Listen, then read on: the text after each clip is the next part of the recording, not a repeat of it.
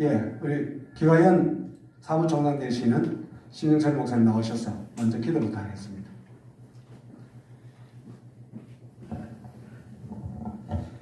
주님, 우리 하나님을 사랑하고 나라를 사랑하는 우리 귀한 일꾼들이 오늘 또 바쁘지만 나라 살리고 싶어서 함께 모였습니다.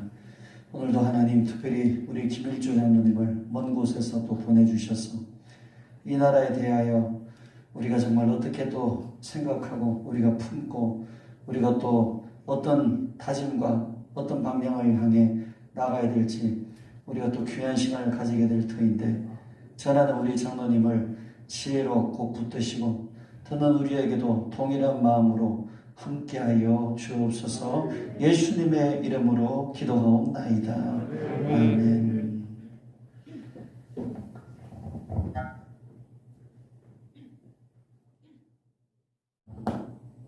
많이 놀라셨죠? 자살 폭탄 테러입니다. 폭탄 조끼를 입고 사람이 많이 있는 곳에 가서 그 폭탄을 터뜨리는 것.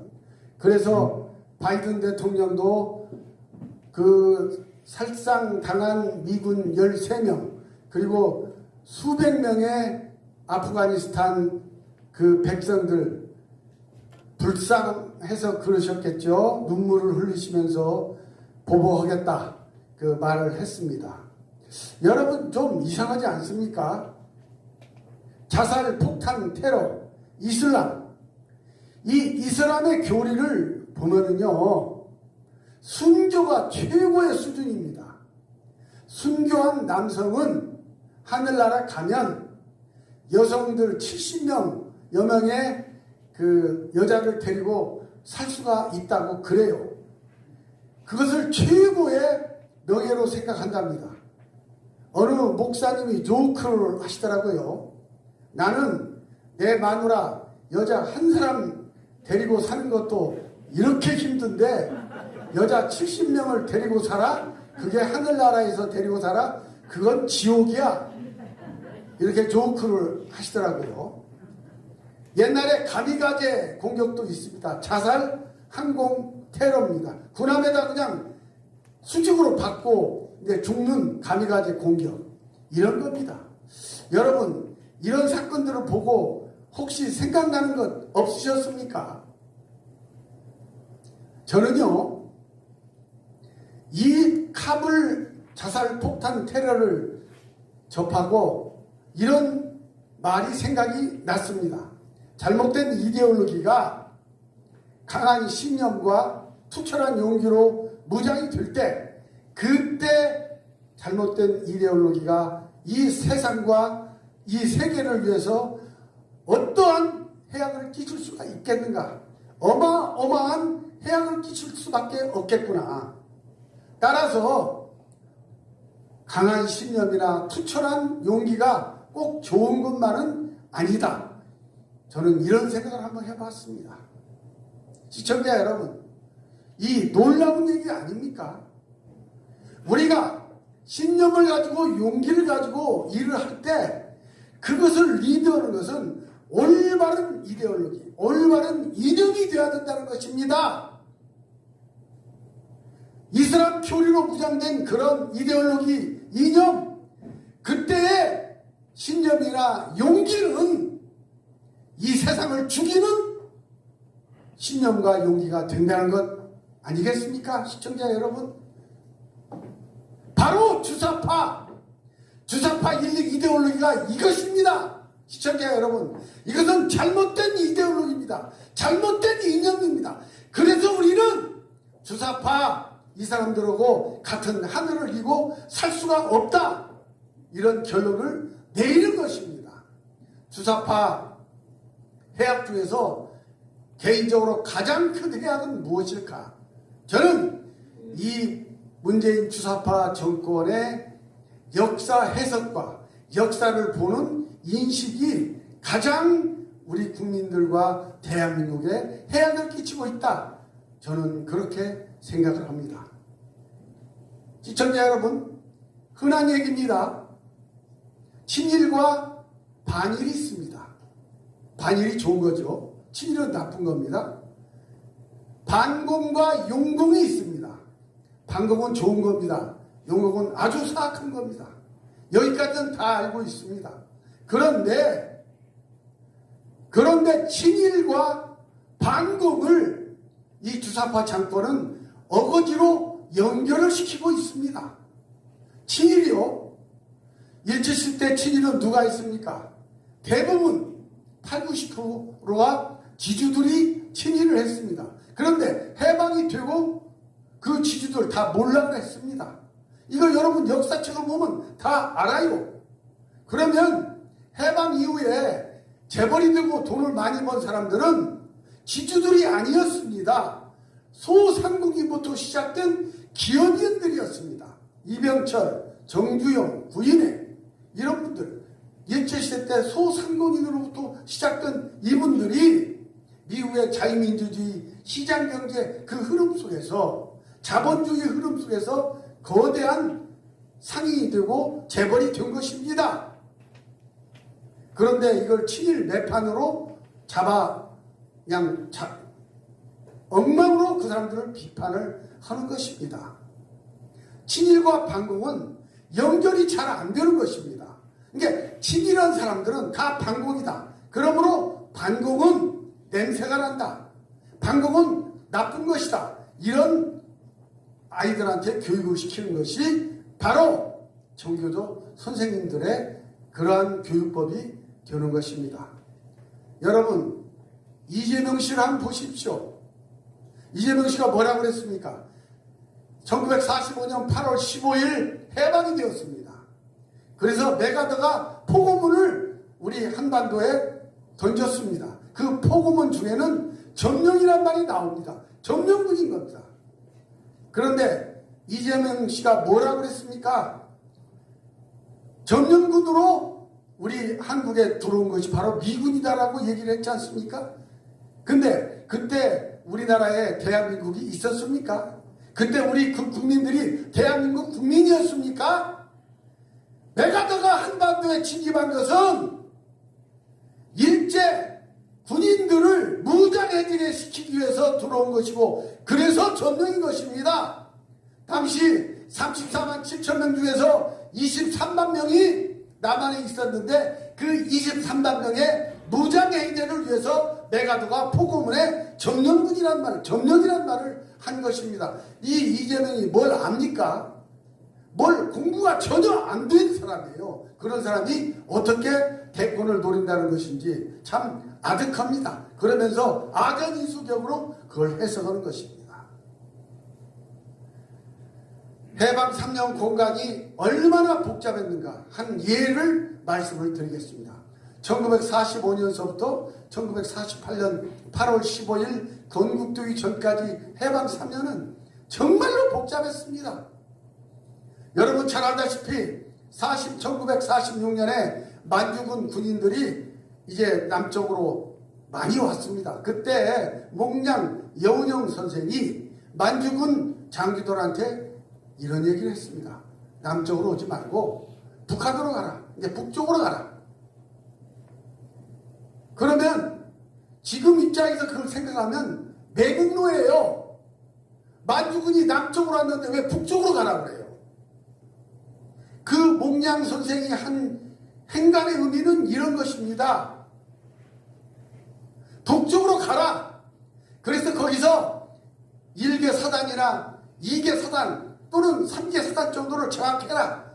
혹시 있을지 모르는 남북 간의 전쟁을 그때 막아라. 공격하라고 하면 공격하지 말으라는 이러한 뜻으로 만주군 남쪽으로 온 장교들한테 북쪽으로 가라고 한 겁니다. 이 분위기를 오늘날 입장에서 우리가 이해를 할 수가 있겠습니까?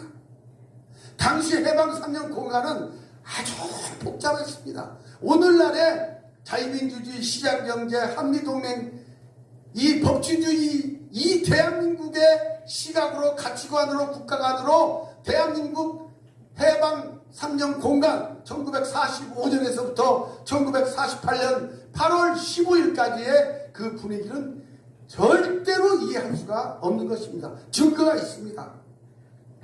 당시에 재헌국회 의원들을 한번 분포를 한번 보십시오. 한민당 많이 들어보셨죠? 한민당 별로 당선 못했습니다. 한독당도 별로 당선 못했습니다. 독촉도 마찬가지입니다. 대부분 국회의원들이 무소속이었습니다. 재헌국회 국회의원들이 무소속이 훨씬 많았다는 뜻은 뭘 말하느냐? 당시에 국민들이 어느 것이 좋은지를 모르고 어떤 이념이 어떤 방향으로 가야 할지를 잘 몰랐다는 것을 반증하는 것입니다. 국민 여러분. 이런데 오늘날 시각으로 당시의 메가더 포고문을 전능이다 아니다 이따위로 해석을 합니까? 그 해석이 옳은 겁니까? 저는 공부가 안 됐다고 생각을 합니다. 친애하는 시청자 여러분, 그리고 해외에서 이 유튜브를 보시는 우리 해외 동포 여러분, 지금 여러분의 고국은 위기에 처해 있습니다. 너무나 심각한 어려움에 처해 있습니다. 해외 동포 여러분들이 우리 보수파를 도우셔서 내년 3월 9일 우리가 정권 교체를 해야 되고 잃어버렸던 권력을 회복을 해야만 되는 것입니다. 우리는 세계가 우러러보는 놀라운 기적의 국가이기도 합니다. 경제 기적을 이뤘습니다. 그 다음에 디모크라타이제이션, 민주화의 기적을 이룬 우리 백성입니다. 그 다음 디플로마시, 외교의 기적을 이뤘습니다. 더 결정적인 건 내셔널 시큐리티, 국가 안보의 기적을 이룬 국가가 바로 대한민국입니다.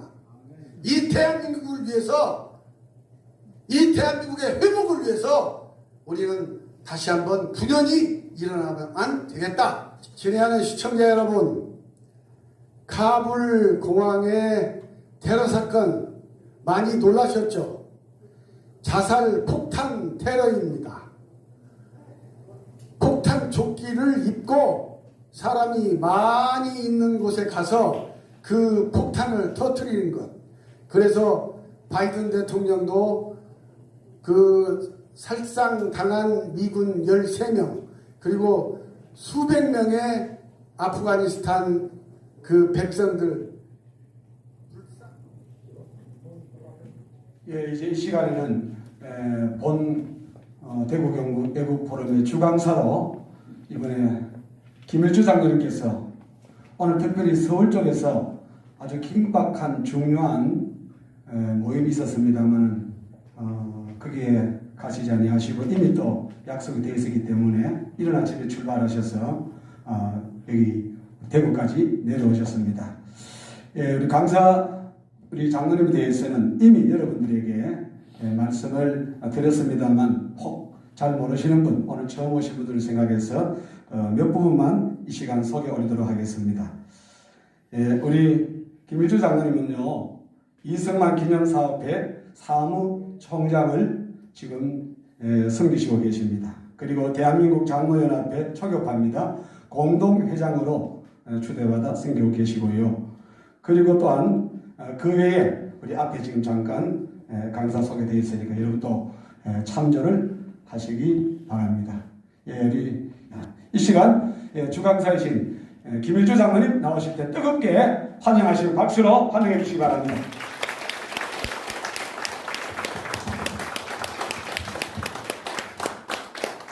그 방금 제 유튜브 동영상 보셨죠? 그 사람이 접니다. 먼저 이 광진중앙교회 지태정 목사님 이렇게 좋은 장소를 빌려주셔서 너무 감사합니다. 또 부족한 저를 초청해 주신 최영주 목사님, 안종철 목사님, 김국종 목사님, 김재수 장로님, 그리고 서울에서부터 여기까지 동행해 주신 우리 연재춘 장로님께 감사의 말씀을 드립니다. 사실 제가 드리고 싶은 말씀은 아까 동영상으로 다 말씀을 드렸습니다. 얼마나 구체적으로 여기에 대해서 얘기할 것인가, 이제 그 문제인데요. 제가 본 강의를 들어가기 전에 제가 김재수 장로님으로부터 아까 한 말씀 듣고 충격을 받았습니다. 여러분, 교회 예배 형식이 어떤 거죠? 첫째, 성령님의 인도하심을 받아서 장로님이 대표 기도를 합니다. 누구도 간섭할 수가 없습니다. 두 번째, 성부 하나님께 우리가 찬양을 올리고 성자 예수님의 살과 피를 라고 하는 그 말씀을 우리가 먹고, 이 3요소가 이 예배의 핵심 아니겠습니까? 성도 여러분? 그런데 장로가 기도하는 것은 성령님의 인도하심 따라서 누구도 간섭할 수 없는 그 기도인데, 기도하고 나오니까 뭐 목사님들, 다른 장로들이 나라와 민족을 위해서 기도를 했는데 왜 그렇게 당신은 기도 때 정치적인 기도를 하냐고 그렇게 얘기를 하다는 겁니다. 제가 그 말씀을 듣고, 이거 오늘 내 강의가 문제가 아니다, 이 대목은 내 꼭 시간이 가더라도 언급을 해야 되겠다는 생각이 들었습니다. 여러분, 히틀러 나치 잘 아시지 않습니까? 그럴 때 이런 얘기를 많이 여러분 들으시고 읽었을 겁니다. 옆집에서 어떤 사람이 붙들려 갑니다. 나치한테. 이건 내 일이 아니야. 내가 카톨릭인데 저건 개신교야. 나하고는 상관이 없어. 또 옆집에 또 붙들려 갑니다. 저건 우리 조합의 사람이 아니야. 또 누가 붙들려 갑니다. 저 사람은 나하고 뭐 크게 같은 동네 사는 사람도 아니야 하면서 침묵을 지켰습니다. 그랬더니 언제 바로 나치가 자기를 잡아오는 순서가 되더랍니다. 바로 이 침묵입니다. 무서운 침묵입니다.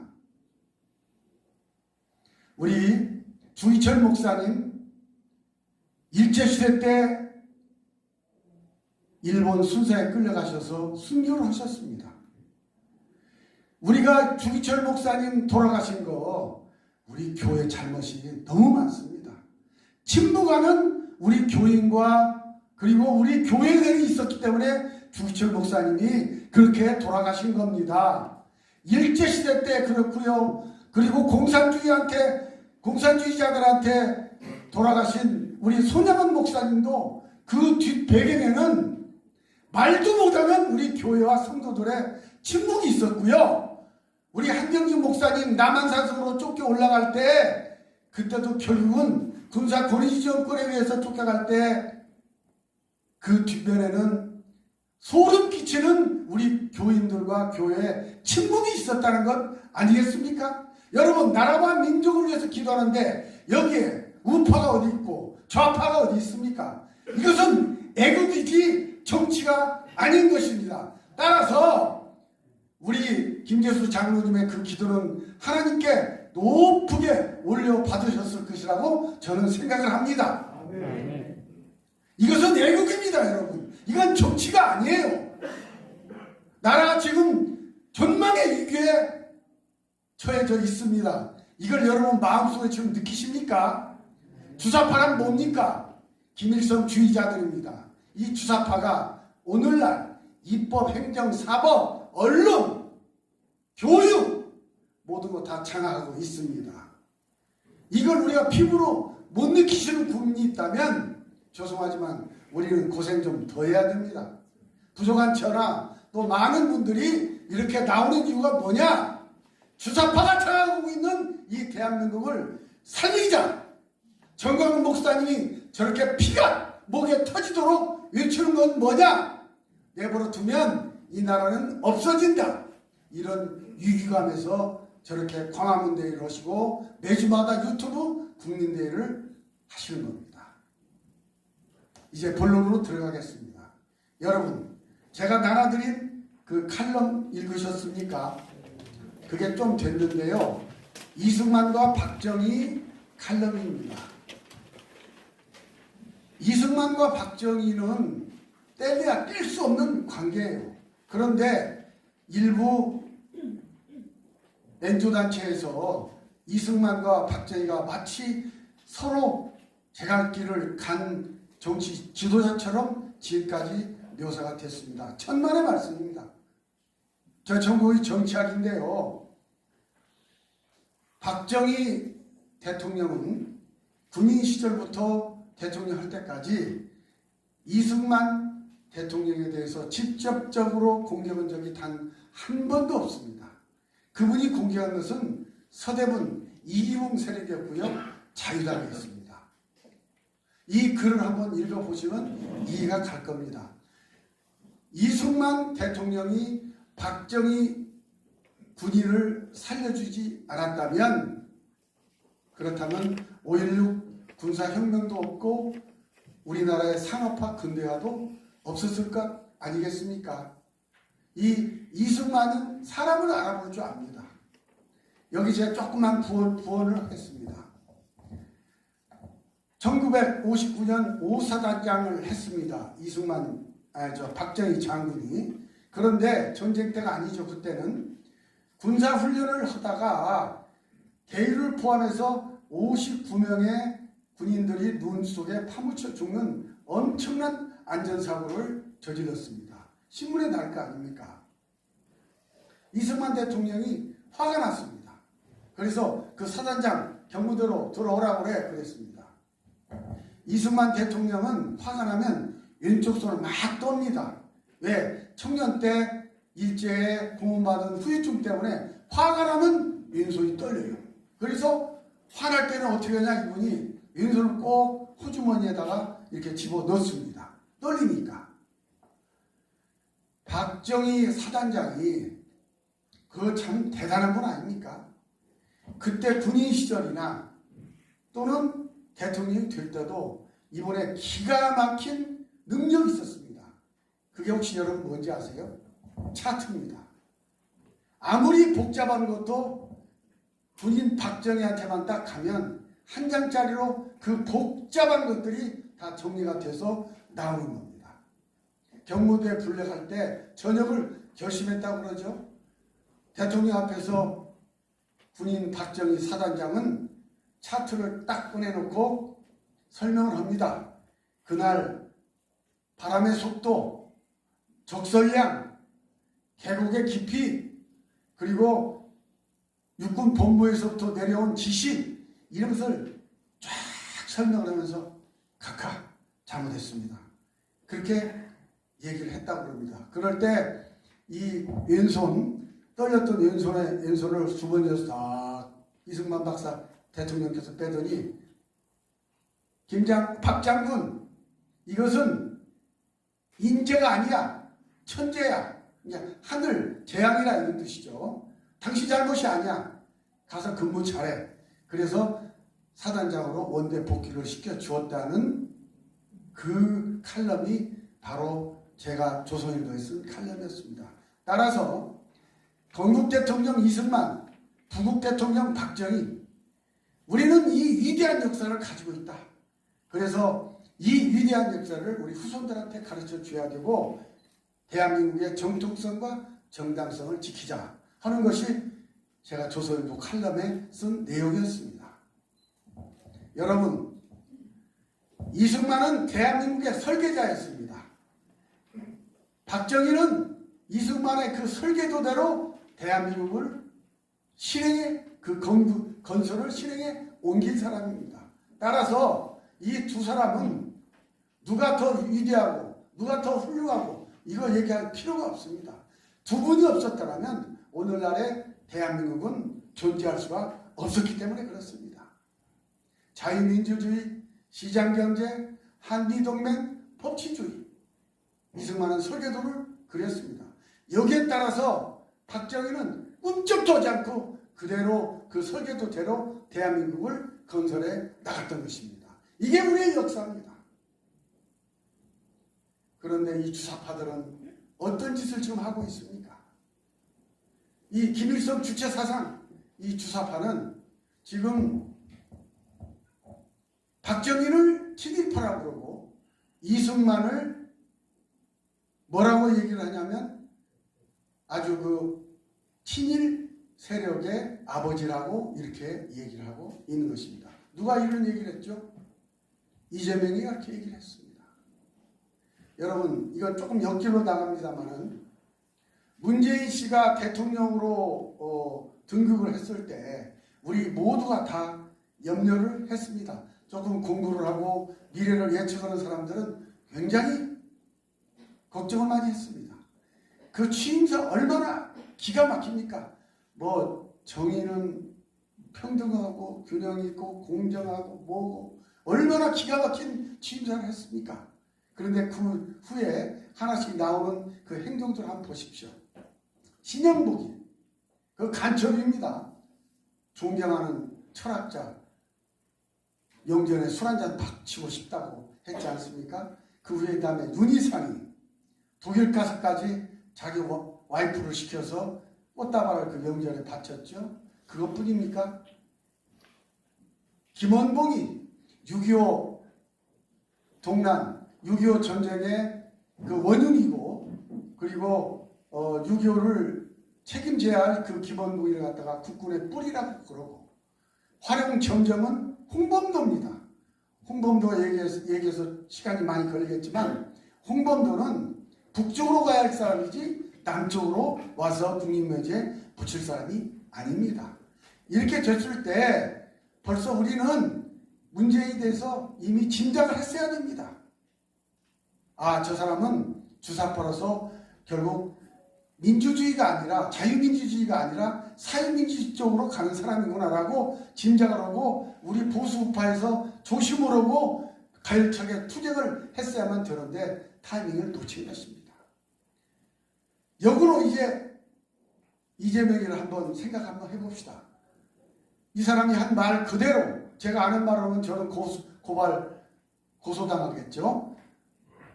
이승만은 친일 내국 세력의 아버지요. 박정희는 정권 그러니까 헌법을 유린한 그러한 독재자다라고 얘기를 했습니다. 그리고 메가더는 전년군이라고 얘기했습니다. 그리고 더 아주 기가 막힌 것은 그 루즈벨트의 뉴딜 정책 있죠. 예. 뉴딜 정책을 공산주의적 정책이기 때문에 우리도 한번 그런 식으로 해봐야 된다고 그 입으로 처음으로 공산주의라는 말을 꺼낸 사람이 누구냐?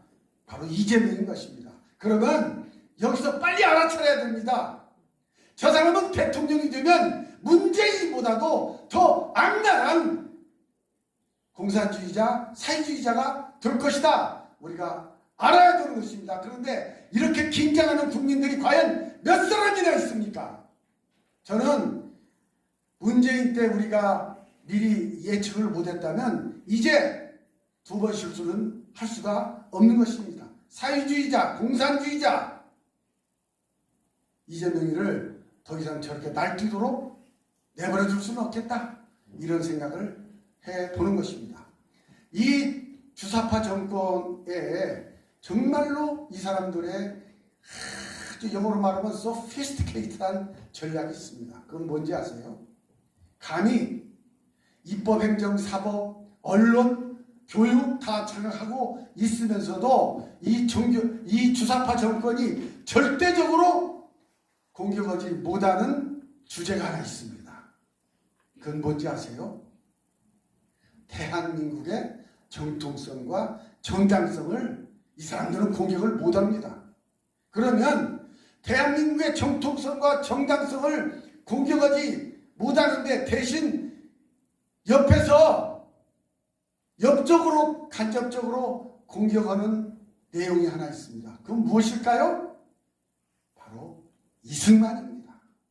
이승만을 공격하면 결국 대한민국의 정통성과 정당성은 공격이 가능하게 되고 무너질 수 있다고 생각이 되고 죽기 살기로 이승만을 공격하는 겁니다. 여러분 저 사람들의 제가 연설 좀 해서요. 그 이재명이 그 조종하는 사람이 누굽니까? 제가 이따 질문 시간 드리겠습니다. 예. 그래서 이 대한민국의 정통성과 정당성은 감히 이 주사파 세력들이 공격을 못해요. 그건 왜 그러냐면 그건 직접적인 헌법 유린이 되기 때문에 그렇습니다. 그래서 이승만을 공격하는 것이 되는 것입니다.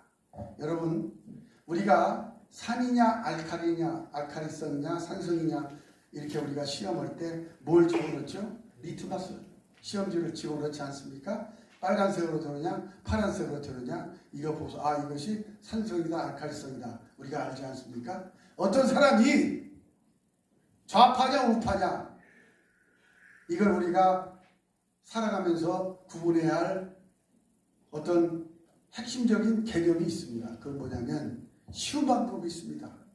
당신은 이승만에 대해서 어떻게 생각하십니까? 물어보면 이승만 그 뭐 어쩌고 저 친일파만 가려서 썼고 어쩌고 그런 사람은 좌파라고 해도 정답이 될 것입니다. 지금 우리가 해야 할 일이 있습니다. 이승만의 역사를 바로 세우는 것입니다. 이승만의 역사가 바로 복원이 돼야 우리나라는 이제사 독립이 된다. 감히 저는 그렇게 말씀드리고 싶습니다. 이승만은 1875년생입니다. 이분이 이제 20대 때 감옥에 갔습니다. 그래서 감옥에 간 결정적인 이유는 고종 황제에 대해서 반기를 들었던 것이 되죠. 그래서 감옥에 가가지고 한성 감옥에서 한 5년 정도를 고생을 하셨죠. 그런데 간단히 말씀을 드리면 이 한성 감옥에서 이분이 뭐 누가 로비를 해서 감옥 밖으로 나온 게 아니에요. 고종 황제 측근들이 필요한 거예요. 왜? 미국으로 보내야 되겠는데 사신으로 쉽게 하면 사신으로 보내야 되겠는데 영어를 할 만한 그런 사람이 없는 거예요. 그래서 누가 영어를 잘하고 누가 미국에 가서 이제 말하자면 영어로 한국 사정을 잘 얘기할 수가 있느냐 해보니까 이승만밖에 없는 거예요. 왜냐? 이승만은 당시 배제학당에서 영어를 배웠지 않습니까? 천재입니다. 그 짧은 시간에 영어를 배워서 졸업식 할 때는 영어로 졸업식 인사를 할 정도였으니까요. 그 정도로 아주 언어에 능통하신 분이십니다.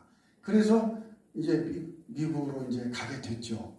가가지고 이제 좀 쉽게 얘기하면 우리가 1919년 3월 1일 날 기미 만세 운동을 통해서 저희들이 말하자면 임시정부들이 세계 곳곳에서 생겼지 않습니까?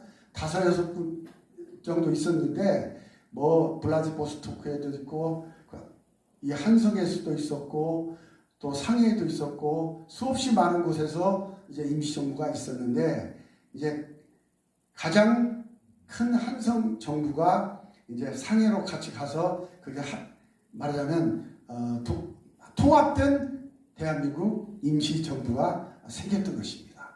그래서 거기서 대통령으로 추대가 됐습니다. 이승만 박사가. 그런데 이승만 박사는 당시 미국에 있었는데 상해 임정으로 갈 수가 없었어요. 갈 수가 없었던 이유는 뭐냐? 일제에 의해서 30만 불의 그러한 현상금이 붙어 있었기 때문에 못 갔고 1년이 훨씬 지나서 모스이크라는 그런 장례를 전문으로 하는 그 사람하고 같이 이제 시체실에 들어가서 상해로 가게 되지 않습니까? 근데 상해로 갔습니다. 대통령으로 이제 1921년 1월 1일은 이제 취임식을 하고 거기서 신년을 이제 맞이하게 됐는데 상해 임정이 이건 참 우스운 단체예요. 세상 말로 콩가루 집안이라 모래알 집안이라 거기 보니까 무장 투쟁론자도 있지요, 중립론자도 있죠, 외교론자도 있지요. 뭐 말도 못해요. 도대체 이건 통합이 안 되는 거예요. 상해 임정이. 그래서 대통령 이승만이 국무회의를 하는데도 나오는 사람이 별로 많지를 않았다는 기록이 있습니다. 그래서 거기서 도저히 안 되겠다 해가지고 5개월 정도 있다가 다시 미국으로 이제 가는 그런 아픔을 겪죠. 자, 여기서 핵심은 뭐냐면 바로 무장투쟁론자들입니다. 무장투쟁론자들이 희한하게 공산 사회주의 계열하고 연결이 됩니다.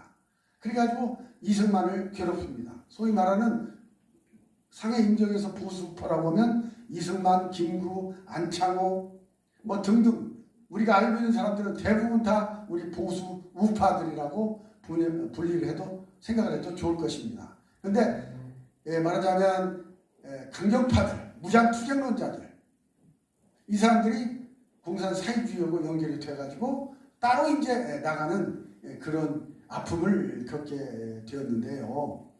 여기서 주목할 것은 당시 이승만은 외교론자였습니다. 근데 박용만이나 국무총리를 했던 이동희 같은 사람들은 무장투쟁을 하면서 싸우자는 주의였어요. 여러분 놀라지 마십시오. 당시 우리나라 독립군이 몇 명이나 됐을까요? 일개 중대도 안 됐습니다. 일개 중대도 안 되는 독립군을 가지고 어떻게 일본을 싸울 수가 있습니까? 당시 일본은 100개 사단이 넘었어요. 군인 100만 명이 넘었다는 얘기입니다. 항공모함이 있습니다. 전투기가 있습니다. 아니 이런 일본 그 군국주의자들하고 일개 중대 정도밖에 안 되는 독립군들하고 도대체 어떻게 싸우라는 겁니까? 그래서 하와이나 미국에서 오는 그 귀한 그 달러를 그 사람들이 그냥 먹는 거예요. 이걸 이승만이 본 겁니다. 그래서 지금은 외교를 할 때가 도저히 안 된다. 그렇게 된 겁니다. 더 기가 막힌 것은 1921년에 봉오동 전투와 청산리 전투가 있습니다. 봉오동 전투, 청산리 전투. 여러분 많이 들어보셨죠? 봉오동 전투 그게 홍범도 장군입니다. 청산리 전투 김좌진 장군입니다. 엄청나게 큰 승리를 거둔 대첩인데 괴롭지만 봉오동 전투와 청산리 전투 그 이후에 우리 독립군들은 거절이 났습니다. 너무나 일본군들이 화가 나니까 만주 전체를 다 뒤져서 우리 독립군들 또 우리 거기에 사는 우리 백성들을 다 죽였습니다. 세상 말로 아주 일망타진을 했습니다. 그럼 우리 독립군들이 어디로 가야죠? 만주로 살 수가 없어요. 그러니까 소련으로 넘어가는 겁니다. 바로 여기서 소위 아시는 분은 아시겠지만 자유시 참변이라는 것이 일어납니다. 봉오동 전투 그리고 청산리 전투 이후에 일본은 더 악랄해지고 더 식민지 이 제도를 강압적으로 틀어잡고 백성들을 괴롭혔던 그런 현상이 일어나게 된 것입니다. 자유시 참변이란 뭐냐? 우리 독립군들이 도망갈 데가 없으니까 소련령 자유시로 갔습니다. 자유시로 갔는데 그때 약 한 3,500명이라는 기록도 있고 4,500이라는 기록도 있어요. 당시 그 독립운동사를 보면 봤는데 이게 볼셰비키, 레닌 그쪽에 줄을 딱 선 우리 독립군들이 있어요. 그래서 소련군으로 편입을 하라는 거예요. 쉽게 얘기하면. 그런데 우리 김자진 장군이나 다른 그 철기 이범석 이런 사람들은 그쪽으로 서지를 않았어요.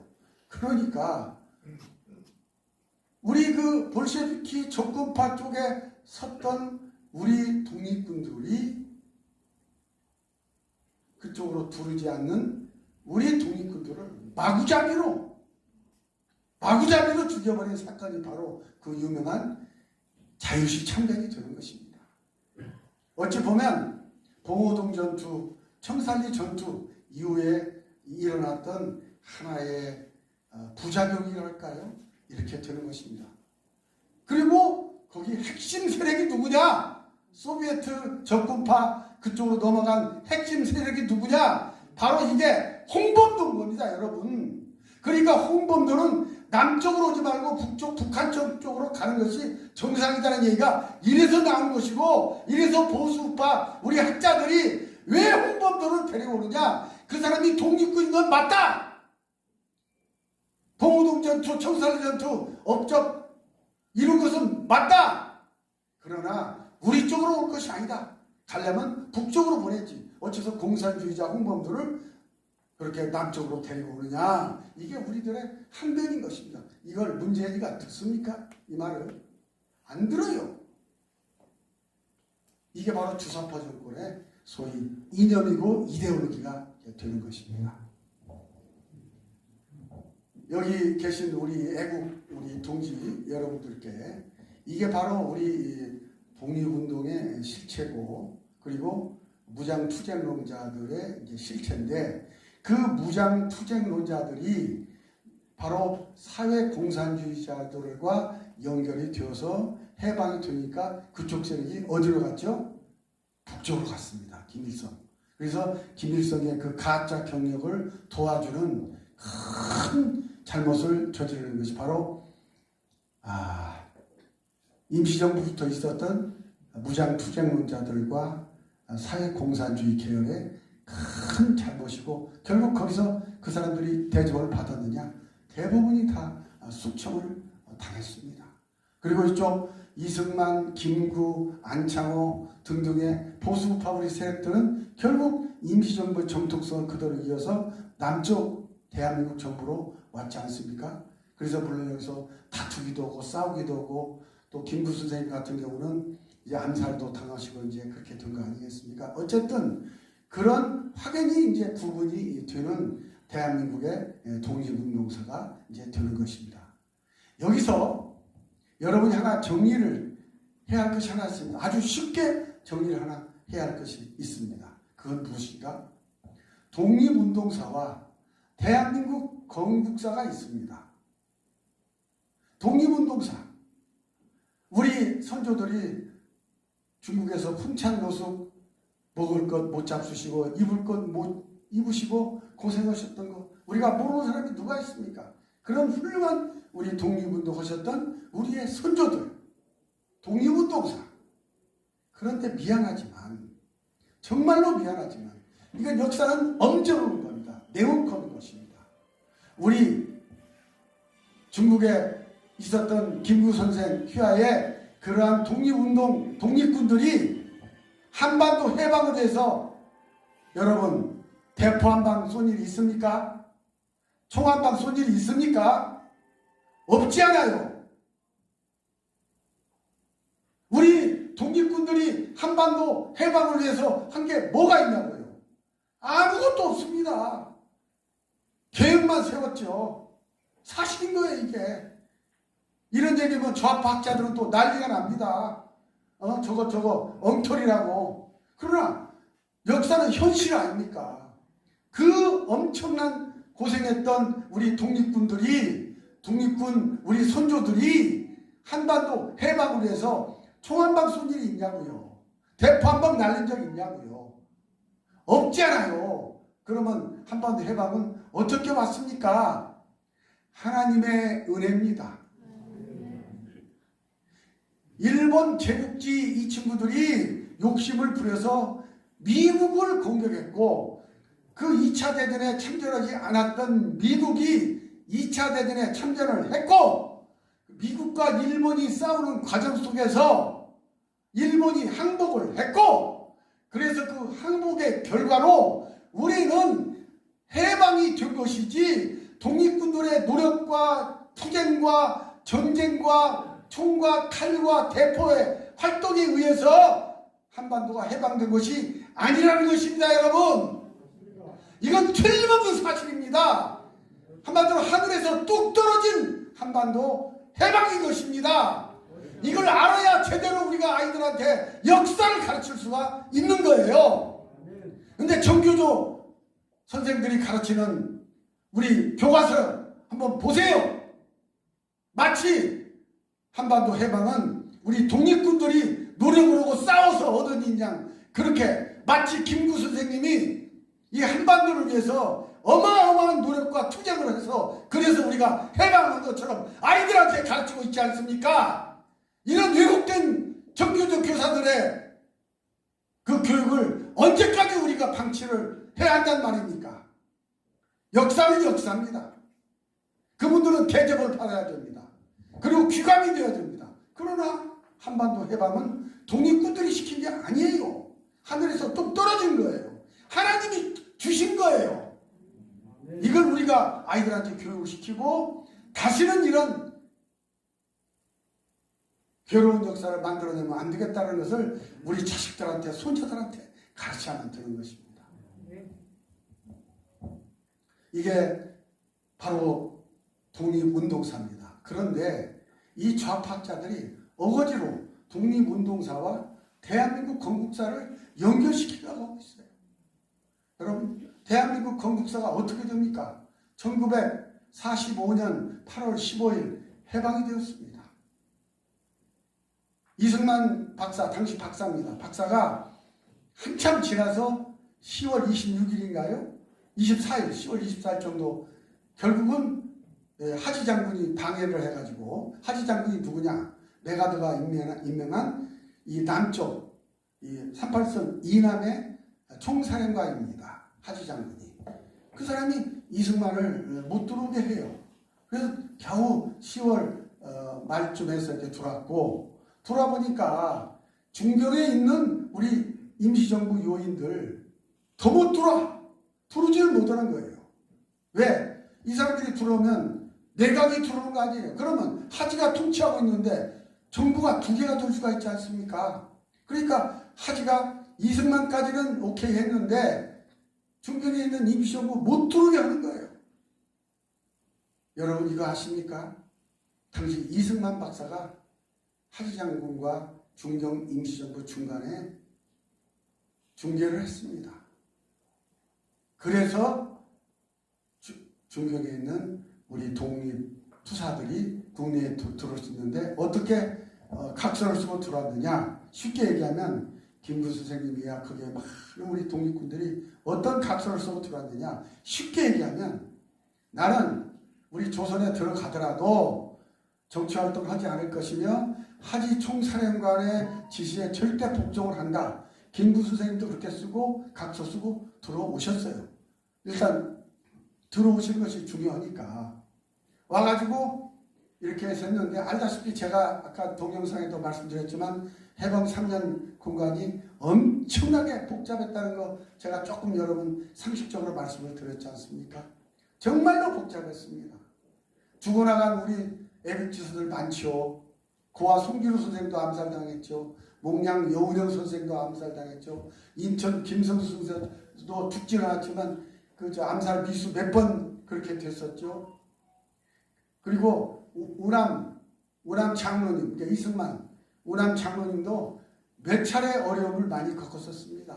뭐 마포장에 계셨다가 도남장에 계셨다가 이화장으로 이사도 오시고 이거 다 신변의 안전도 있고 그리고 상황에 따라서 집을 빌려준 사람들이 나가라 이거예요. 그래서 할 수 없이 나중에 33명의 독지가들이 돈을 모아서 사주신 것이 바로 오늘날 종로에 있는 이화장입니다. 이화장 혹시 안 가보신 우리 동지 여러분이 있다면 한 번 정도는 독립의 조각의 산실, 대한민국 건국의 산실을 이화장에 한번 가보셔서 그래서 거기서 한번 얼마나 오남 이승만 장로님께서 나라를 위해서 열심히 살다가시는지를 간접적으로라도 느끼시면 좋을 것 같습니다. Anyway, 그래서 대한민국 건국사가 이제 이어지는데 대한민국 건국사는 미안하지만 독립운동하고 연결이 잘 되지를 않아요. 왜 그러냐? 대한민국 건국은 어떻게 해서 이루어진 것이냐? 원 센텐스, 간단하게 한 문장으로 이것을 정리를 하면 대한민국 한반도의 해방은 미국이 시켜줬다. 대한민국 건국은 누가 했느냐? 우리의 선조들이 외세인 미국과 소련을 상대로 치열하게 투쟁해서 얻어낸 것이다. 이게 원 센텐스로 정리되는 바로 대한민국 건국사가 되는 것입니다. 그래서 이 우리 선조들이 얼마나 미국과 투쟁을 하고 소련과 투쟁을 했느냐 당시의 기록을 보면 한치 앞을 내다볼 수가 없는 것입니다.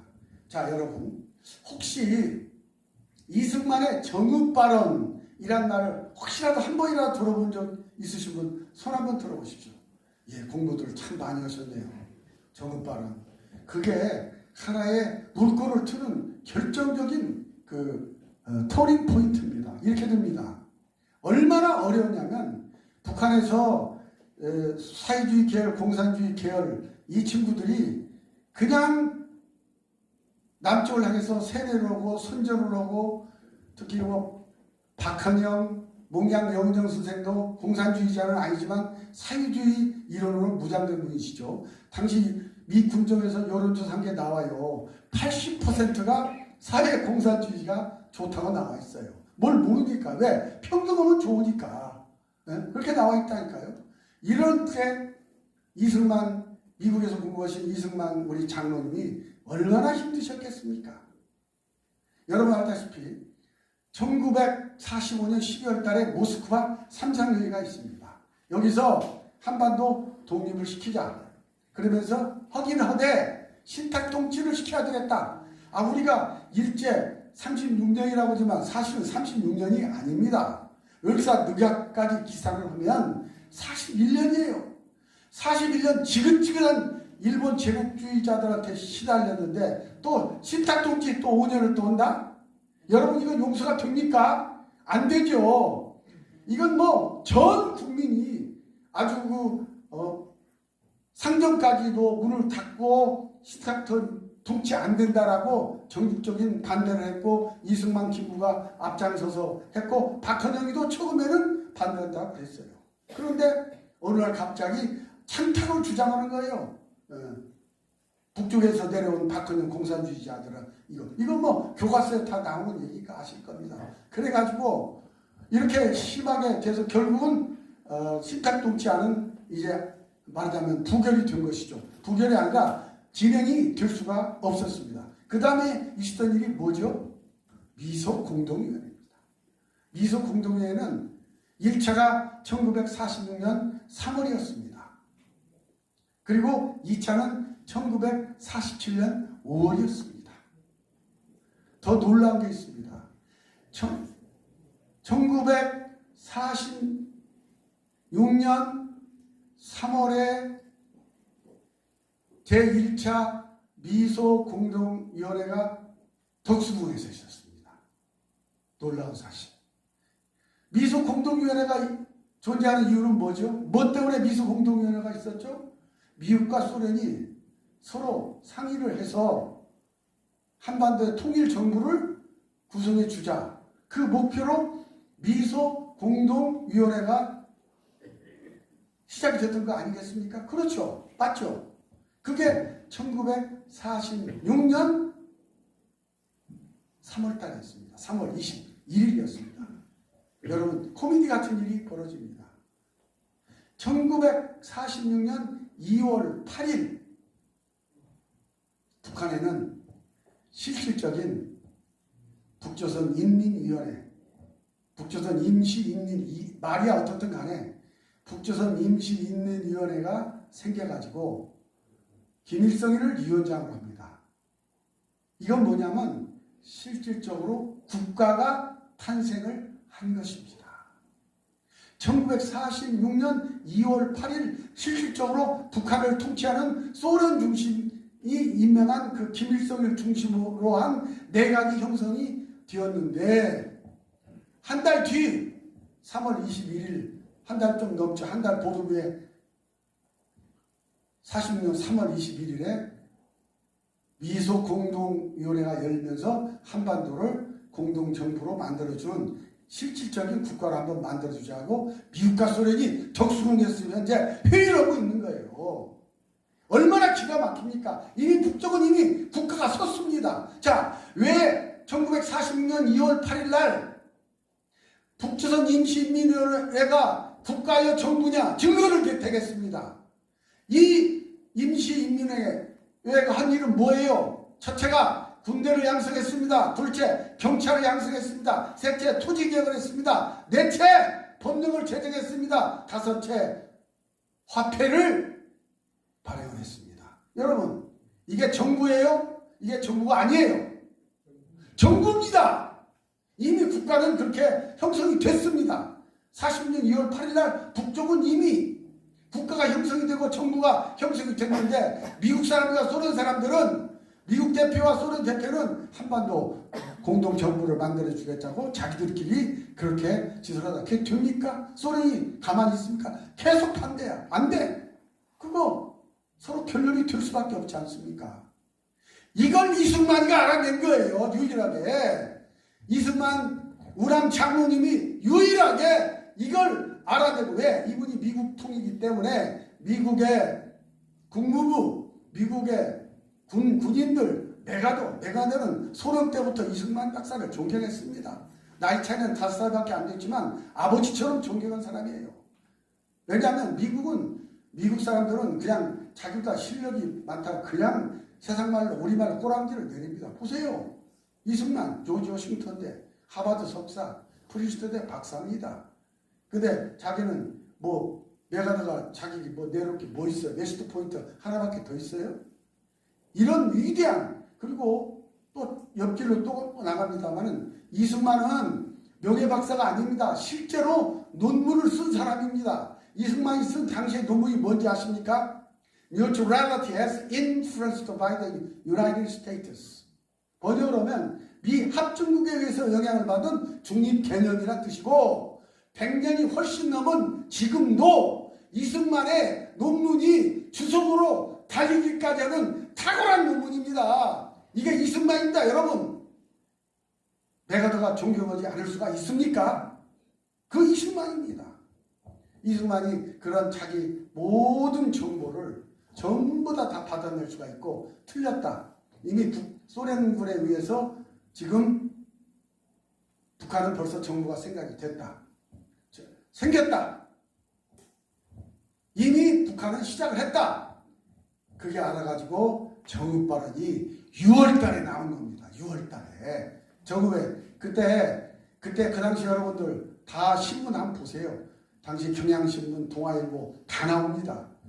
당시 이승만이 정읍발언을 했는데 그 내용이 뭐냐면, 이미 북쪽에는 나라가 섰다. 그러므로 우리는 무슨 위원회 같은 것이라도 남쪽만이라도 우리가 무슨 위원회 같은 것이라고 그랬어요. 위원회 같은 거 정부라, 그 다음에 정부란 말이 나옵니다. 위원회 같은 것이라도 만들어서, 그래서 병든 저 반쪽을 우리가 가슴으로 껴안고 나중에 우리가 통합을 하더라도 지금 남쪽만의 무슨 위원회 같은 것으로 만들어서 나라를 세우자, 이 내용이에요.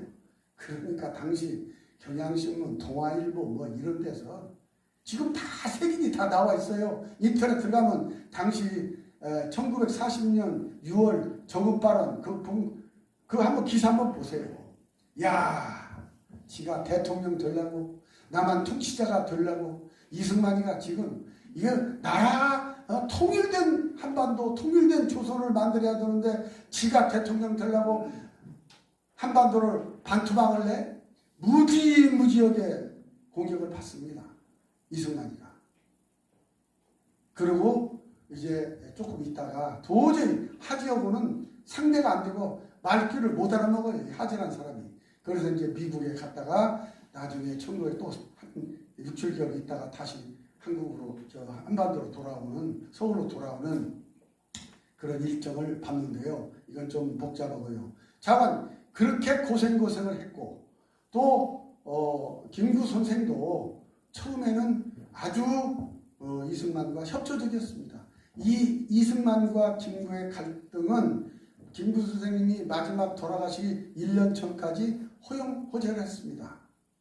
두 분 고향이 같습니다. 황해도입니다. 굉장히 두 분이 친했습니다. 그래서 사석에서 김구는 우남 형님하고 이게 받들고, 심지어 이런 일까지 있어요. 김구가 어느 지방을 가니까 국부 김구 선생 환영, 그러니까 자기 비서한테 딱 지시를 합니다. 저 프랭카드 떼내. 국부는 한 분으로 좋게. 우리 이승만 박사가 국부야. 그런 정도로 우남 장로님을 존경했던 분이 백범 어른이었습니다. 그게 마지막 1년이 이게 문제가 되는데, 참 이게 저는 정치학도로서 한번 이 대목을 한번 가슴 아픈 대목을 한번 상기해 봅니다. 그건 뭐냐면 1947년 12월 달 이때까지는 우남과 이승만은 엄청나게 사이가 좋았습니다. 형님 동생 하면서 아까 말씀드린 모스크바 상상회의에서 결정이 난 신탁 동지 반대도 같이 손잡고 반대를 했고요. 또 이승만이 주장하는 남한만의 단정은 이건 단정이 아니다. 결국은 이름이 어쨌든 간에 전체 한반도의 통일 정부다. 이런 정도까지 지지를 해준 분이 바로 김구 선생이었어요. 그런데 어떻게 이승만과 김구가 마지막에 그렇게 다른 길을 가게 됐을까? 바로 개인 간의 사적인 인간관계가 틀어지면 외부에 나타나는 노선도 달라질 수밖에 없는 거 아니냐. 따라서 우리도 성도들 간에 동지 간에 서로 감정적으로 서로 상하는 그런 얘기를 하지 말아야 되겠구나. 그런 교훈도 받습니다. 무슨 얘기냐. 몽양 영정 선생이 이제 암살당했습니다. 그 다음에 1947년 12월 달에 또 고아 송지루 선생도 암살당했습니다. 그러면 그때 김구가 이렇게 얘기를 했다고 해요. 김구 눈에는 일제도 외세지만 미국도 외세예요. 그러면 미 군정청에서 활동했던 그런 사람들, 그것도 외세의 아부하는 나쁜 놈들이에요.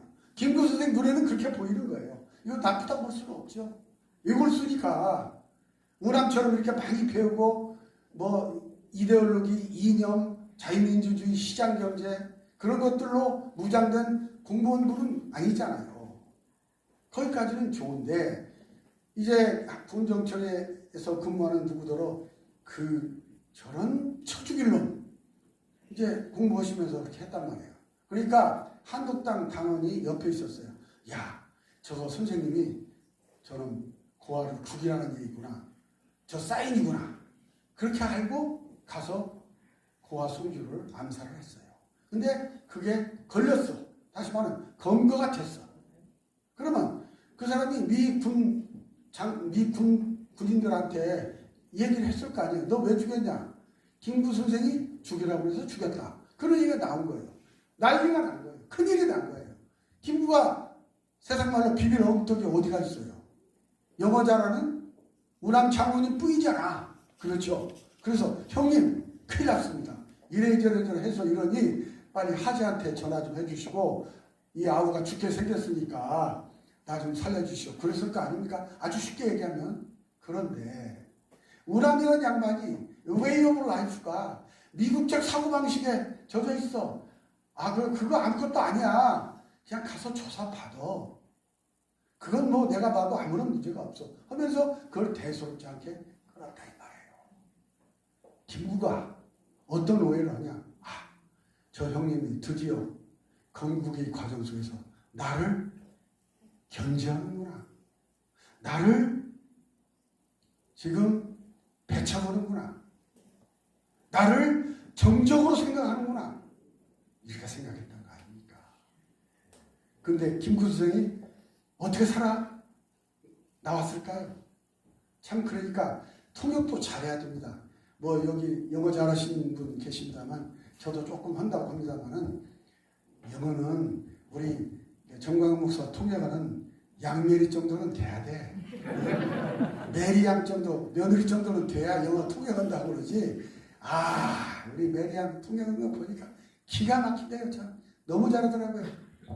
통역을 한 자가 뭐라고 그랬냐면 이렇게 변명을 해줬어요. 여러분 미국에서는 I kill you 하면 죽인다는 뜻이지만 한국에는 애비가 자식한테 얘기했던 이 죽일 놈 그런다. 또 친구끼리 만났을 때도 아유 이 죽일 놈아, 아이고 이 썩을 놈 죽일 놈. 이게 한국은 그렇다. 이게 way of life, 컬처가 미국하고 다르다. 그러니까 김구 선생이 죽일 놈 했다는 것은 죽이라고 한 얘기가 아니라 그냥 기분 나쁜 거 그런 나쁜 놈이다. 이 정도 표현이다. 라고 통역이 기가 막히게 통역을 했어요. 그래서 김구수정이 살아남았습니다. 그 뒤부터 원수가 된 거예요. 여러분 뭐 말인지 아시죠? 우리가 애국운동 하면서도 정말 우리는 조심해야 됩니다. 상대방 마음을 긁으면 안 됩니다. 그 사람 입장에서 생각을 해서 감정이입이 돼가지고 서로 아끼고 사랑해야만 되는 것입니다. 내가 여러분들 질문도 받고 또 해야 되기 때문에 이제 제 말은 곧 마치기라고 질문을 받도록 하겠습니다. 결론을 말씀을 드리겠습니다.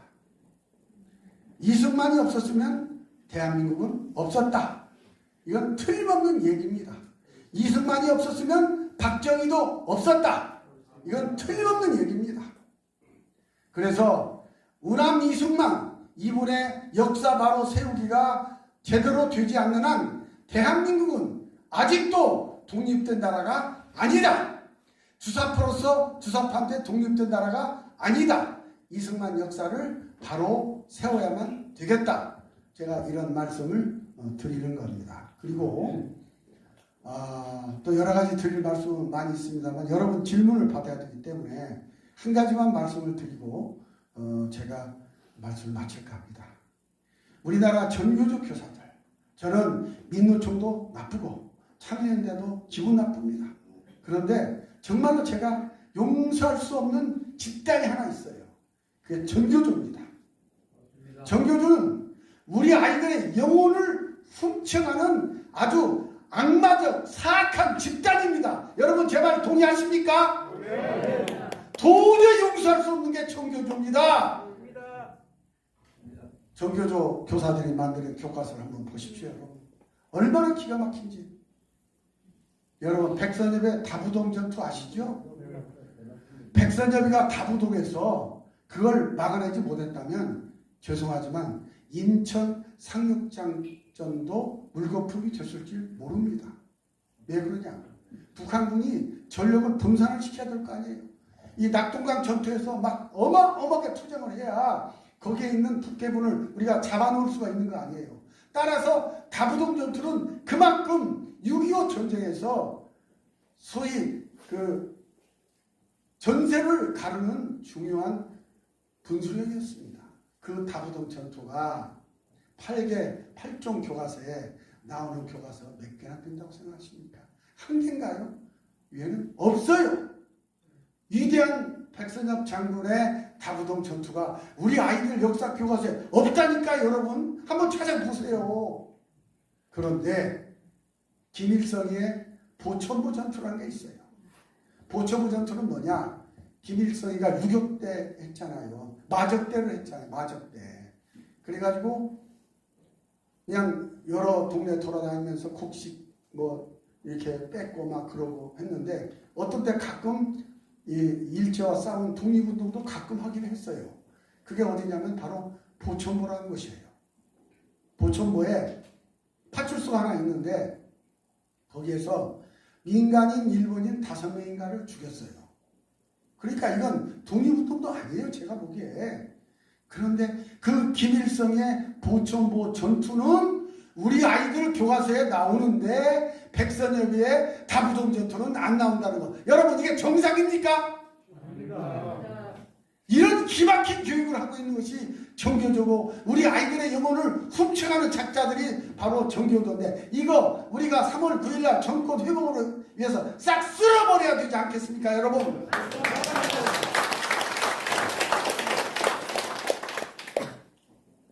그래서 우리 우남 이승만 장로님의 역사가 바로 세워지지 않는 한 우리는 역사가 회복되었다고 할 수가 없고 대한민국이 독립되었다고 볼 수가 없다. 저는 이렇게 말씀을 드리면서 우남 이승만 장로님 참 이분이 그래도 우리 기독교인이었기 때문에 그 정광훈 목사님의 그 피를 투어든 그 연설 중에 나오는 거 보십시오. 4개 우리 목표 건국의 목표 자유민주주의, 자유시장경제, 한미동맹, 기독교 입국은 기가 막히지 않습니까? 그래서 이 시점에서 우리는 정광훈 목사님을 도와야 됩니다. 우리 정광훈 목사를 돕고 국민혁명당을 돕는 게 혹시 야권 분열이 아니냐 그런 말씀 하시는데 택도 없는 얘기예요. 절대 그렇지 않습니다. 지금 현재 앞으로 4개월 남았습니다. 우리 정광훈 목사님을 돕는 방법은 국민혁명당 당원 가입을 해줘야 됩니다. 그래서 현재 300만 명인데 500만 명 정도는 돼야 우리 정광훈 목사님과 김병재 후보한테 협상력이 생깁니다. 누구와 협상력이 생기게요? 국민의힘 누가 될지 몰라요. 내일 모레 그 사람과의 이 회의에서 협상력이 생긴다 그 말입니다. 우리 자유우파 세력 중에서 우리 정광훈 목사님이 협상력이 생겨야 그래야 제대로 된 이승만 박정희 역사가 세워질 것 아니겠습니까 여러분?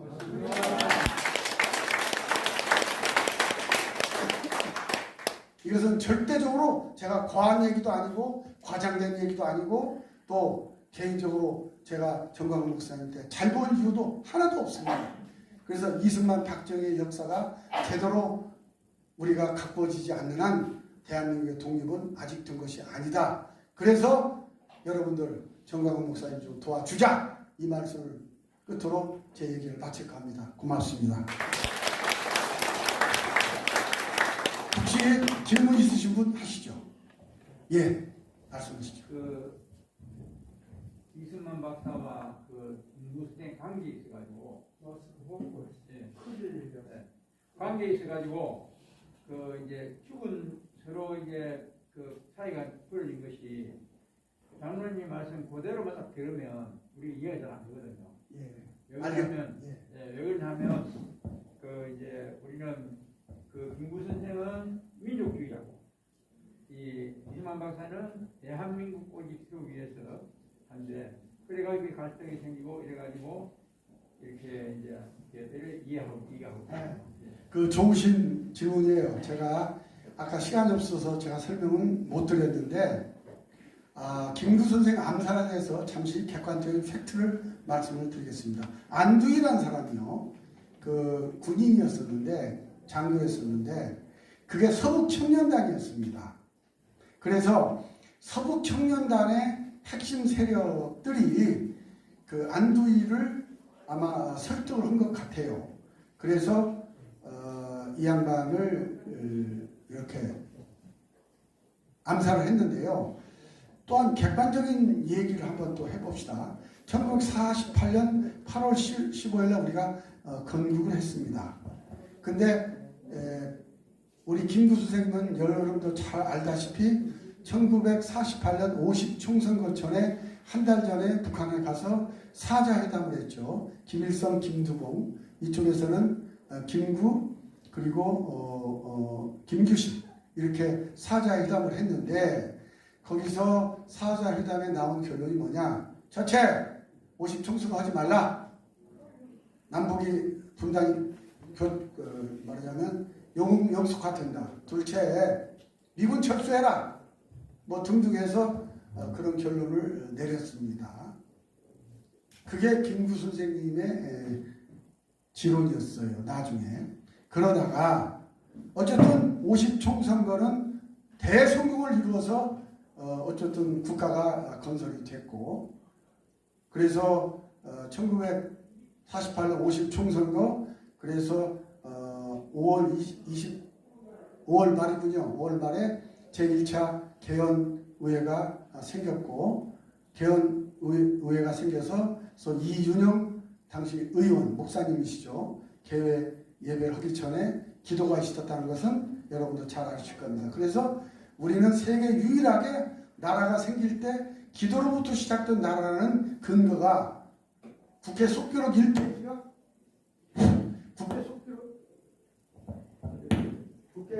국회 속기록 1페이지가 기도로부터 시작된 나라다. 이렇게 우리는 세계에 자랑할 수가 있게 된 겁니다. 그런데 말씀하신 것처럼 어떻게 김구가 암살이 되고 그렇게 사이가 나빠졌냐 하면 두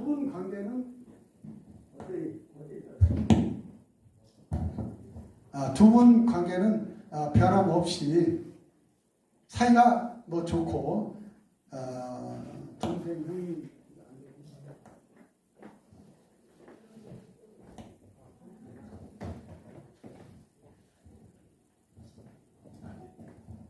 고맙습니다.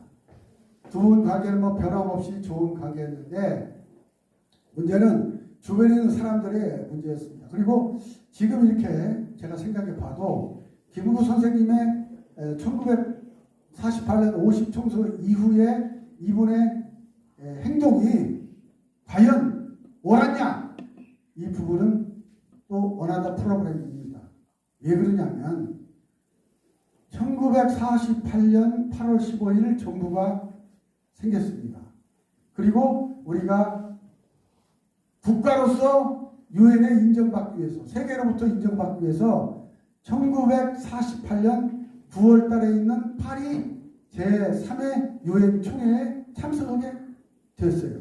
그래가지고 그냥 우리 당시 기독교인들이었어요. 전부 다 그 대표들이. 그래서 제 논문에 기독교와 대한민국 건국이란 한 점짜리 제 논문도 하나 있는데 거기 보면 김한란 씨, 모윤숙 씨, 또 뭐 장기영 씨, 장면 씨 이런 분들이 죽기 살기를 하고, 왜냐하면 나라를 세우는데 일등동시 미국까지도 우리를 나라로 인정해주지 않는 거예요. 대한민국을 건국을 인정하지 않는 거예요. 왜? 유엔 총회에서 어떻게 나온 거 보고 우리도 하겠다.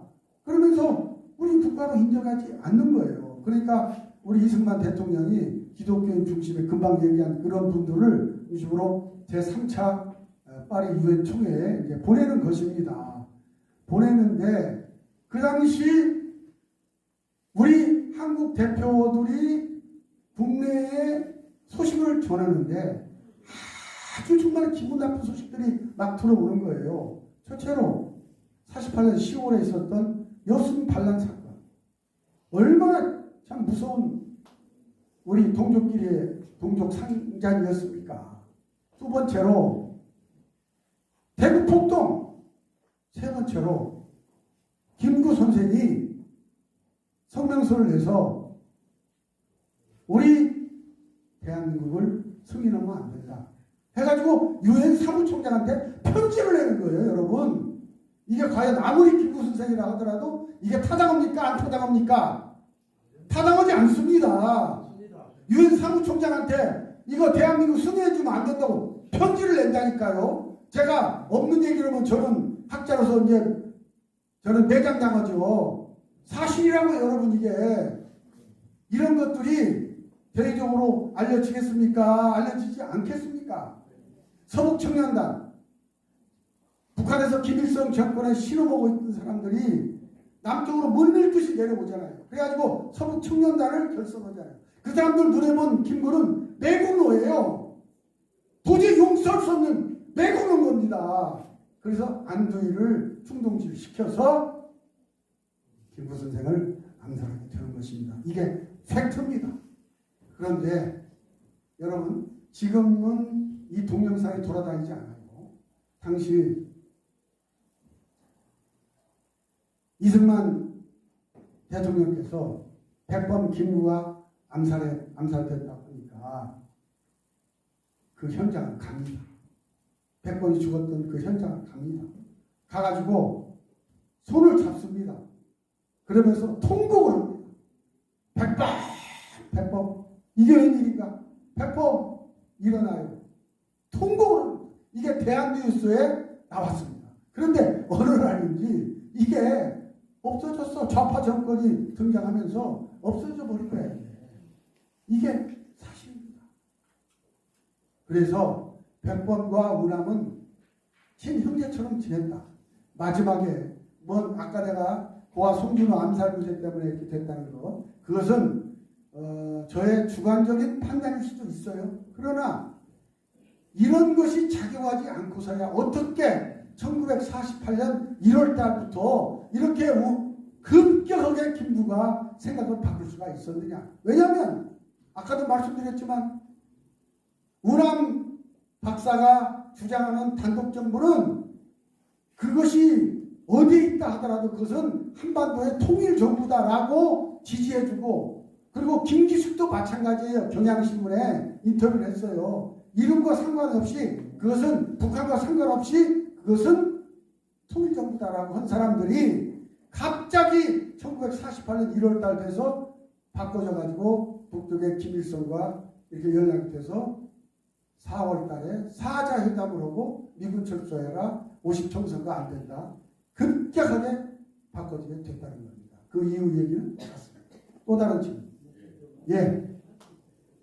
그 장관님 오시기 전에 제가 이 칼럼을 잘 읽었습니다. 아, 예. 잘 읽었는데 사실 박정희 대통령과 이승만 대통령의 그 관계를 지금 제가 알기로는 박정희 대통령 재임 기간에 하와이로 망명한 이승만 대통령이 살아생전에 꼭 우리 땅에 와서 돌아가신 것을 갖다가 강곡하게 요청을 했습니다. 박정희 대통령에게. 박정희 대통령께서는 이승만 대통령이 죽을 때까지 귀국을 극렬하게 허가를 안 했습니다. 그래 돌아가시고 난 다음에 시신이 와서 지금 그나마 국립의료에 안장이 된 것은 국민의 한 사람으로서 굉장히 자연스럽게 생각을 하는데 사실 박정희 대통령이 이승만 대통령에 대해서 안 좋게 생각한 크게 한 가지는 3.16 부정선거에 대해서 굉장한 반대를 했습니다. 박정희 대통령이 군수비대 사령관 시절에 그 뒤에 이제 전문 작업을 갖다가 뭐 발보거나 저기도 하고 있지만은 지나치게 박정희 대통령하고 이승만 대통령의 관계가 외람되게 들리시겠지만은 미화가 되는 그런 칼럼이었다 이런 생각이 되어집니다. 제가 생각합니다. 아, 예. 제가 쓴 칼럼이 이승만과 박정희 간의 관계를 너무 미화시켰다 이런 말씀 뭐 나름대로 근거가 있죠. 그런데 배경을 제가 하나 말씀을 드리겠습니다. 아까도 제가 말씀드렸죠. 박정희 대통령은 평생에 이승만 대통령에 대해서 직접적인 공격을 한 그런 문구나 대화나 말이나 어디에도 찾아볼 수가 없습니다. 박정희 대통령의 공격은 자유당 정권과 서대문 이기붕 설계였습니다. 그게 그것이 아니냐라고 생각할 수 있는 분도 계시겠지만 절대 당시 시대 상황은 그게 아니었습니다. 두 번째로 1965년 7월 19일 날 운하머른이 하와이에서 돌아가셨습니다. 그런데 언제부터 들어오기를 원했냐면 박정희 장군이 쿠데타를 1961년 이제 일으켰지 않습니까? 그래가지고 1년 정도 국가적인 최고회의로 운영을 하다가 이제 대통령이 당선됐는데 63 세력에서 어마어마한 반대 데모가 있었습니다. 한일 조약은 엉터리다 뭐다 해가지고 한일협정은 뭐 엉터리다 해가지고 우리가 생각하는 그 박정희의 당시의 지지 강도 국민적인 지지도 유신 때 이것만 생각하면 안 되는 거예요. 풍전조화했어요. 정말 여기 연세 드신 이 선배님도 계시고 또 저하고 비슷한 연배들이 계시겠지만 1963년에서부터 1965년까지의 박정희 대통령의 그 국정 장악력은 정말 위태했습니다. 언제 무너질지도 모르는 거예요. 그런데 그 학생 세력이 극렬하게 반대했던 그 학생 세력이 3.15 부정선거를 했던 이승만을 저주 비슷하게 그렇게 하고 있었던 거예요.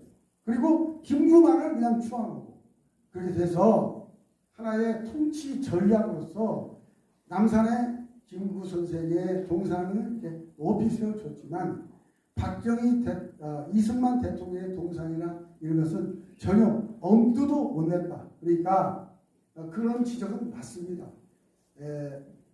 외부적으로 표현되고 나타나는 그런 걸 볼 때 박정희는 결코 이승만을 좋게 평가할 수가 없었다. 그런 외부적인 평가 저도 충분히 이해를 합니다. 그러나 항상 어떤 것을 공가를 우리가 평가를 할 때는 당시의 시대적 상황과 당시에 돌아가는 국민들의 여론을 봐야 되는데 1963년과 65년에 박정희 대통령의 입지는 너무나 취약했다. 그렇기 때문에 도저히 이승만을 하와이에 있는 이승만 대통령을 국내로 불러들일 수가 없었다. 만약에 국내로 불러들였으면 학생들은 3.15 부정선거 원인이 왔다 해가지고 그냥 다 뒤집어 엎었을 겁니다.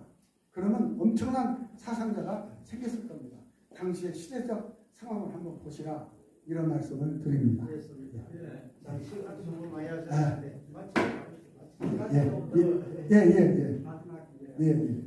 방금 장로님의 말씀에 제가 같이 동의를 하는데 우리 또 김 장로님께서 그렇게 그걸 하셔서 해석을 해주셔서 저도 그런 걸 생각을 했습니다. 그렇지만은 마지막 이제 그게 다 정권을 장악하고 난 이후에라도 이승만 대통령의 그 정통성을 정말 교육을 통해서 철저하게 했더라고 하면은 오늘날 대통령이 되고 나면은 감옥 가고 대통령 되고 나면은 감옥 가는 이런 일들이 없었을 것이다. 저는 그렇게 생각을 하고 앞서 이제 한 가지 더 김구 선생님 그걸 김일성이를 만나고 난 이후에 목사님 오늘 여기까지만 이것만 마치겠습니다. 그래 김일성을 만나고 난 이후에 이렇게 전격적으로 좌파로 그렇게 됐다. 이래서 서북청년단이 이어서 되었다 하는 거기에 대해서 한번 말씀을 해주시면. 예. 아까 서북청년단 그 대목은 제가 말씀을 드렸고요. 그래서 피 끓는 젊은 청년들이 북쪽에서 고생하고 내려온 서북 청년들이 견딜 수가 없었을 거예요. 왜냐하면 그 사람들 눈에는 자기는 분명히 김일성 학정을 당하고 내려왔는데 여기 있는 정치 지도자, 국가 지도자라고 하는 김구라는 분이 이렇게 아까도 말씀드린 것처럼 유엔 사무총장한테 우리 대한민국을 승인하면 안 된다라는 편지까지 보내고 이런 것을 등등등 볼 때 아마 젊은 청년들이 막 견딜 수 없을 겁니다. 그렇다고 해서 그 안두희의 암살을 당해서는 건 절대 아니고 잘못된 것이고요. 그러니까 김일성이를 만나고 난 뒤에 예. 그런 부분들이 없잖아 있고요. 개인적인 경향이 예, 있으니까 유호만 공사라는 분이 있어요. 그분의 언제 기회가 있으면 김일성과 김구에 만난 거 유호만 공사가 아주 적나라하게 쓴 것이 있거든요. 언제 저 한번 그것을 한번 읽어보시면 제가 드린 말씀이 조금 이해가 되실 거라 생각합니다. 고맙습니다. 네, 오늘 귀한 말씀, 귀한 강의해 주신 우리 강사 김일주 장로님을 감사한 마음으로 박수로 우리 감사하겠습니다.